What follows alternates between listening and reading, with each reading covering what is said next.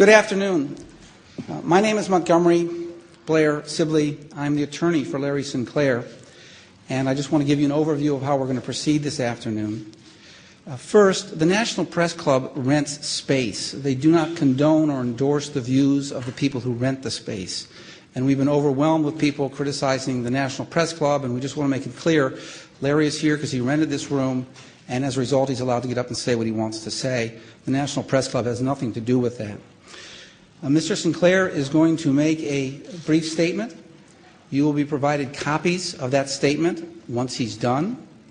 And after that statement, he will entertain any reasonable questions and try to answer them. The procedure for doing that will be this microphone, because we're being recorded and we want to make sure your questions are recorded so that we get a full question and answer for the video that's being made today. I will come around the room. I will not give you the microphone, but I will hold the microphone so you can ask your questions. And at the end of that statement, at the end of the questions, Larry will be leaving the room. With that said, Mr. Sinclair, the microphone is yours. Good afternoon. First thing I'd like to do is thank a very personal thank you to Reverend Pastor James David Manning for showing up, for his support. Thank you so much for being here. It means a great deal. Good afternoon. My name is Larry Sinclair. I'm a former recreational drug user, drug trafficker, and I'm a convicted felon for crimes of forgery, bad checks, and theft by check. But I'm also an American citizen. I love this country, and I cannot stay silent regarding Barack Obama, knowing what I know. Today I will discharge my obligation as a citizen to witness this knowledge to you and raise questions for others to investigate and consider. I'm going to briefly describe my background and experiences with Senator Obama. In 1999, what appears to me to be a coordinated effort to discredit me, and finally a list of questions. After this brief statement, I will take and try to answer any reasonable questions. Please understand, I will respect your questions and try to answer them. I will not be disrespected, nor will you. My background. I'm 46 years old and I currently reside in Duluth, Minnesota. I am a U.S. citizen. I've made mistakes in my lifetime. I have been convicted and served prison sentences for writing bad checks, forging checks, using stolen credit card numbers in Arizona, Florida, and Colorado. These events occurred over 20 years ago, between 1980 and 1986.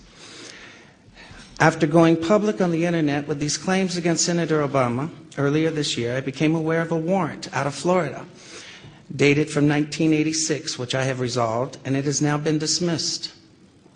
I also have an active Colorado-only warrant for alleged theft and forgery. I am not ignoring this warrant, but am addressing it with the court in Colorado as well as with the district attorney's office. I have a pending motion to dismiss this warrant, which I am waiting to have calendared by the Colorado court. I have lived and worked under 3 different legal names. My birth name is Lawrence Wayne Sinclair. Later on, I had my name legally changed first to Loray A. Silvas and later to Loray Vizcarra Avila. Both name changes were conducted legally in the Pinal County Superior Court, Florence, Arizona. I legally returned to my birth name in the Fremont County District Court, Canyon City, Colorado, in the year of 1997. In regards to the Obama incident, I flew out of Colorado Springs, Colorado to Chicago on November 2nd, 1999, arriving in O'Hare early in the morning of November 3rd. I went to the Chicago area to attend the graduation of my godson, my best friend's son, from basic training from the Great Lakes Navy Training Facility. I made reservations at the Comfort Inn and Suites in Gurnee, Illinois, based solely on the location to the training center. On November 5th, 1999, I hired the services of 5-Star Limousine. Excuse me. I had hired them both for November 5th and November 6th of 1999. On November 6, 1999, I asked the limo driver, whose name I now reveal for the first time, Jagir Paramit Mutani, if he knew anyone who would like to socialize and show me Chicago.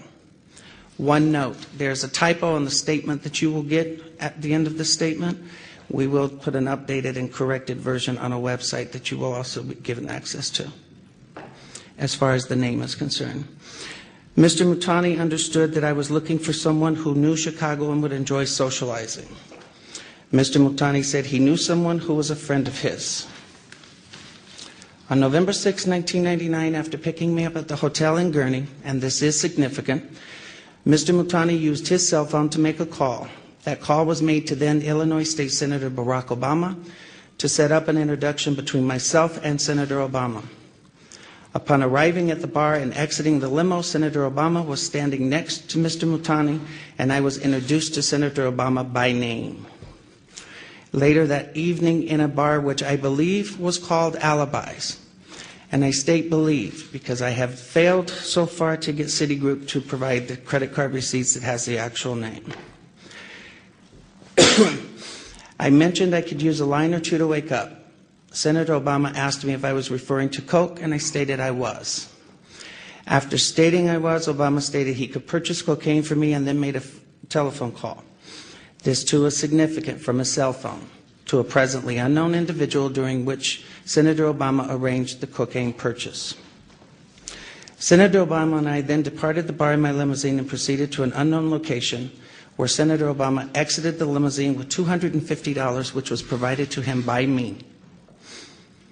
Returned a short while later with an 8-ball of cocaine, which he gave to me.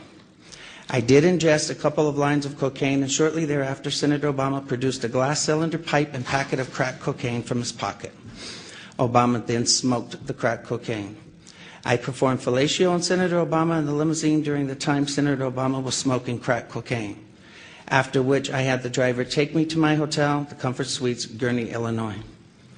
The following day, November 7th, 1999, Senator Obama appeared at my hotel room, unannounced, uninvited, where we again ingested cocaine and I again performed fellatio on Senator Obama. Significantly, both the driver's telephone call to Senator Obama and his call to the drug dealer should appear on the driver's and Senator Obama's cell phone billing statements. In the fall of 2007, September 2007, I contacted the presidential campaign of Barack Obama to request solely that Senator Obama publicly correct his stated drug use record to reflect his use of crack cocaine with me in November of 1999. When I made the first contact, I left with the presidential campaign of Senator Obama a telephone number for the campaign to return my call. The first number I provided was a Texas cell phone number. From the period of Labor Day weekend 2007 through November 18th of 2007, I did provide a total of 4 different callback numbers to the Obama campaign. As I had moved and I had changed the numbers to reflect locally my place of residence at the time. In late September to early October, I lost my place here. In late September to early October 2007, I received a call from a male who identified himself as a Mr. Young, stating he was calling in regards to calls I had made to the Obama campaign. This first call was in fact an attempt by Mr. Young to obtain from me the identities of anyone I had contacted concerning my 1999 allegations against Senator Obama. This first call shocked me in that this Mr. Young asked me why I had never mentioned to the